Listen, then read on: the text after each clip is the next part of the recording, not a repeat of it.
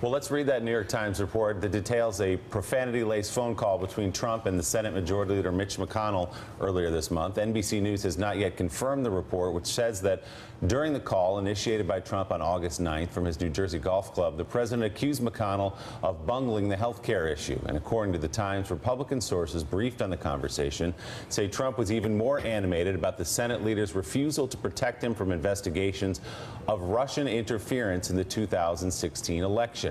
A reporter for CNN tweeted that sources told him Trump blew up and swore at McConnell, and not just the Russia probe, but also the Russia sanctions bill that overwhelmingly passed Congress and Trump signed early this month. According to the Times, McConnell has fumed over Trump's regular threats against fellow Republicans and criticism of Senate rules. He questioned Trump's understanding of the presidency in a public speech.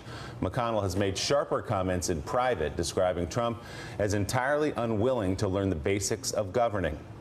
McConnell has mused about whether Trump will be in a position to lead the Republican Party into next year's elections and beyond, according to people who've spoken to him directly. And this from Billy Piper, a lobbyist and former McConnell chief of staff, who says, quote, the quickest way for him to get impeached is for Trump to knock off Jeff Flake and Dean Heller and be faced with a Democrat-led Senate. McConnell spokesperson says the senator and president, quote, have a lot of shared goals, including tax reform, infrastructure, funding the government, not defaulting on the debt, and passing the defense authorization bill. Joe. Yeah, you know, Jim Vandehei, I usually will tell administrations that are coming in that have a that are in the majority. I'll say, you know, the most important person for you to get along with is the Senate Minority Leader. In this case, it should be Chuck Schumer, but that always assumes that you're going to get along with the Senate Majority Leader who is in your own party. And again, you know, we've been doing this for a very long time. When we were much younger, we you know, would be milling around the Speaker's lobby, and this is basic stuff. I mean, this is not hard.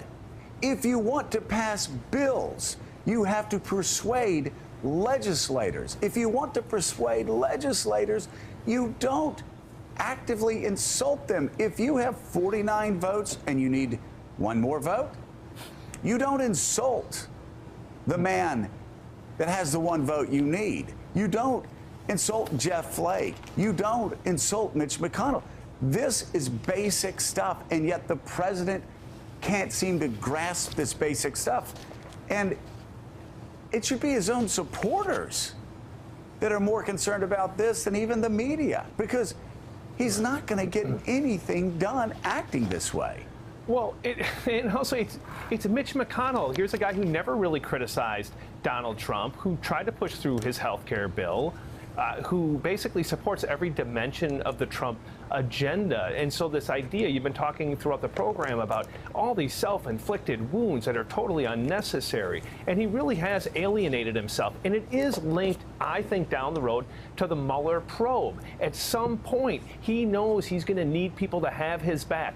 There's nobody in town, and increasingly not even anybody on his staff, who ultimately will have his back if Mueller acts, if he goes after him on obstruction of justice, because it's not he was just talking to McConnell about the Russia probe. He was talking to everybody from his driver to anyone serving him food. He would talk about it to anybody. And if Mueller looks at what happened with Comey, and if he looks at what happened with his conversations with other members of his cabinet, looks at what he said with people who had control over the probes in Russia, and comes to the conclusion that that constitutes obstruction of justice, he's in a hell of a lot of trouble. And so there again, he didn't need to do any of that. And so every day we come on this program, we just keep saying, oh my God, I can't believe he didn't do it. He did that again.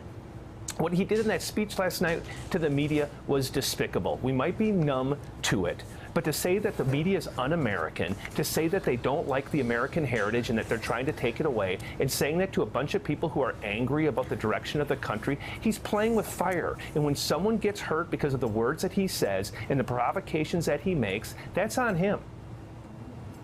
The blood is if something happens to a reporter, the blood is completely on Donald Trump's hands. He's trying to whip his followers into a fury, and you're exactly right. We should never grow numb to that fact. Heidi, going back to the Mitch McConnell story, if you talk to old hands in the United States Senate, Democrats and Republicans, they will tell you actually that what Mitch McConnell was able to do in pulling together 49 votes on a health care bill that only 17% of Americans supported after the president had thrown Republican House members under the bus and showed that he had absolutely no loyalty to anybody that stuck their neck out for them, was pretty incredible. That McConnell could get 49 votes for that bad of a bill. And it's not just he's an open... Yeah, I'm just saying he's now in open warfare, again, with the most powerful guy on Capitol Hill, who actually carried his water without complaining on the health care bill and almost did the impossible. And not complaining, even though it wasn't just a bad bill, Joe. The president himself helped undermine the process by, if you remember, calling the bill mean, by going after, retaliating as well, you know, sicking his Interior Department on Senator Murkowski. So just think like you are Mitch McConnell for a moment. Think about the attacks on your members. Think about the fact that you now have such a narrow path for moving any type of legislation after the failure of health care. And Joe, based on my own reporting, the moment when I think Mitch McConnell realized that this is kind of the end of the road in terms of getting anything done with this president was Charlottesville. Based on my own reporting, he was just beside himself after that night when Trump responded the way that he did to Charlottesville, and knew that, look, if this president may be taking himself down politically, but he's going to take down our party politically as well. And I think that is why there's no mistaking that you are seeing these sources speaking so freely to our newspaper, to the New York Times, about the situation right now. And there's also a personal dimension to this, Joe. Based on my reporting, McConnell was very upset that his wife was also dragged into this, standing next to the president at that moment during that news conference, which was originally supposed to be about transportation. So you've got a bit of a counterpoint, Nick Confessor. You may be in the minority here. Look, I think the assumption around this table and in Washington is that the ultimate aspiration of a president is to pass policy. I think that's wrong for this president. I think his presidency is a theater of revenge and rage against enemies. And that is what he delivers to his constituents and those people in that rallying hall. It's not a trade policy. It's not any policy. It's the posture and the performance of punishing the people that they hate. Now, it's dangerous and it's toxic, but I'm not sure it's not what they don't want to get, which is totally unlike any past president. And again, if your job is to pass tax reform, it's not going to happen this way. But if your job is to feel that anger and to reflect it back to those people, he's very, very good at that, unfortunately for the country, I think. Well, to Nick's point, Steve, Donald Trump didn't understand what was exactly in the repeal and replace proposal before the Senate. He just wanted to get a win on it. I mean, it's even in this McConnell piece in the New York Times that the Republicans were frustrated he wasn't involved and he had no familiarity with what was inside the bill. He just wanted a victory. That's why he held that Rose Garden rally when it passed the House. It wasn't law, it just passed the House. He'll take the win if he can get it, but if he can't get the win, he's not going to do the traditional things presidents do. And I think there's some political realities here we got to talk about. We're talking about how can he do this to Mitch McConnell. Well, in the court of public opinion, have you seen a poll about Mitch McConnell? Have you seen a poll about Mitch McConnell in his home state? Toxically unpopular. So this whole idea, this idea of the swamp that Donald Trump ran against last year, there is an aspect here of sort of fighting against it. And I just think the one cautionary thing, I agree with what Nick said. I think we have a very good handle about the legislative reality of this presidency. And I think everything that's being said here about Donald Trump sort of not being able to get anything done legislatively is absolutely spot on. I don't think we necessarily have as good a handle as we may think we do on how this is breaking in terms of public opinion. But Steve Kornacki, that's exactly what Donald Trump doesn't understand. Mitch McConnell doesn't care. Mitch McConnell isn't looking at his approval ratings in Kentucky 4 years before he goes back and runs for re-election in a state in 2020 that he's been elected in since the 1980s, before Donald Trump even wrote Art of the Deal, before Donald Trump even went bankrupt before Donald Trump. Mitch McConnell is going to be just fine. And that's what presidents, not just this president, he's the worst example of it, but that's what presidents for 200 years have thought when they've come into Washington. They think, I figured out how to crack this code. I'm the smartest guy that's ever been in the White House before. I'm going to show everybody how it's done. Right, but and I they think get beaten down, and they learn that people like Mitch McConnell is going to wait them out, because Mitch is going to be in Washington, D.C. a lot longer than Donald Trump is. Write it down. He will.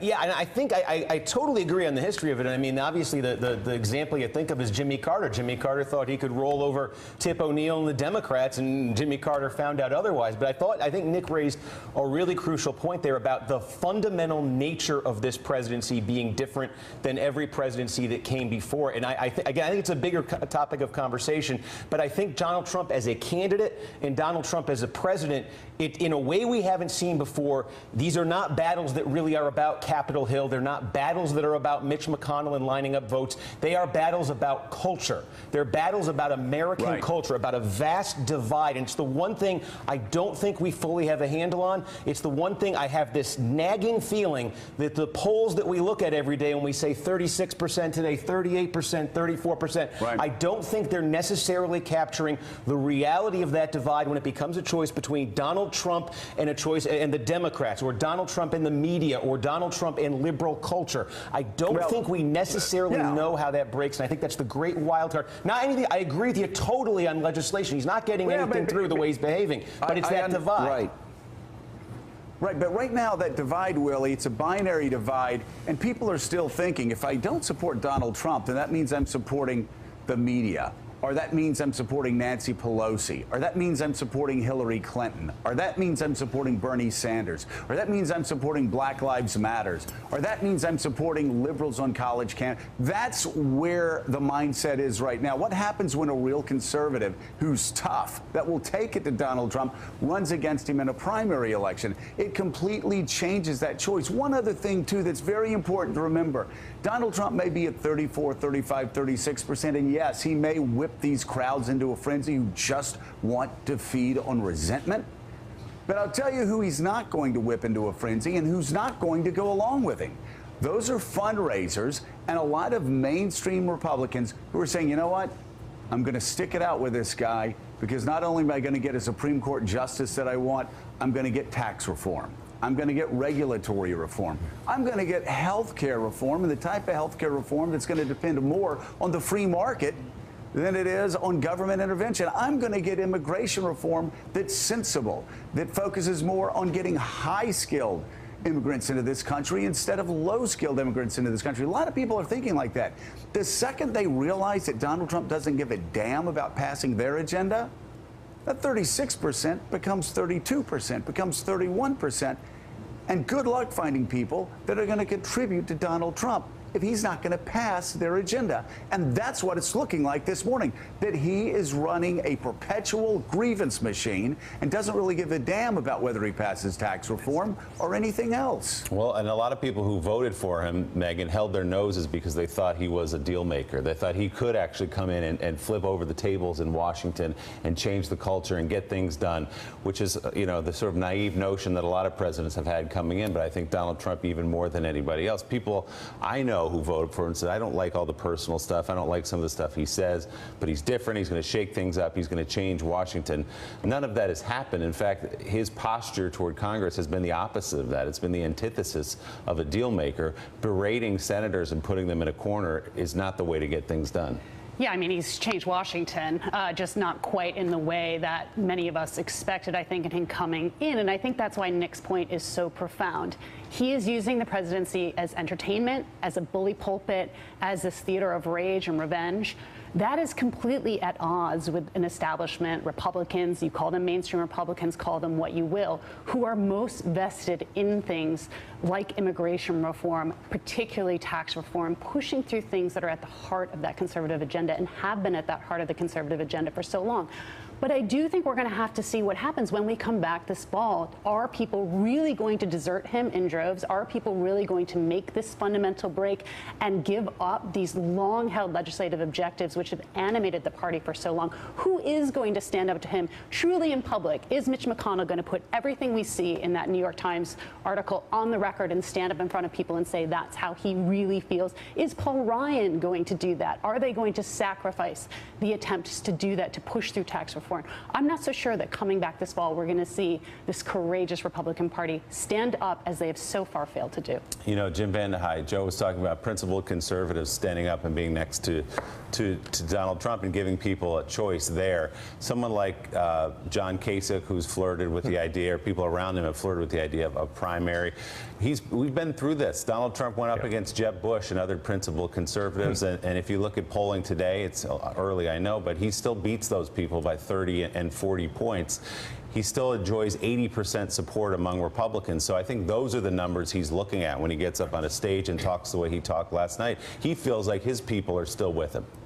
Yeah, I think Kornacki nailed it. If you take like a clear-eyed look at the numbers, Republicans are with him on what to do with these statues that are getting torn down. They're with him in terms of his response to what happened in Charlottesville. They're with him in terms of should you blame Congress more than you blame Trump. And so, yes, there's been some erosion in his numbers, but it's still a small erosion, and that base loves him. And there was that poll last week that said basically there's nothing that Trump could do to lose probably 2/3 of his supporters, and that's why he's never going to drop below 35, never go above 44, and why he himself will never change it. I don't think that the supporters are going to change it. They love the rage at the machine. They love the rage at the media. They love the fact that we hyperventilate in response to it. They love his provocations with North Korea. They love the tough talk about trade wars. They don't get all spooled up about the nitty-gritty of whether anything's getting done. And then they listened to Donald Trump last night declare that in the history of our fine country that there's never been a more successful president in the first 7 months. They buy that.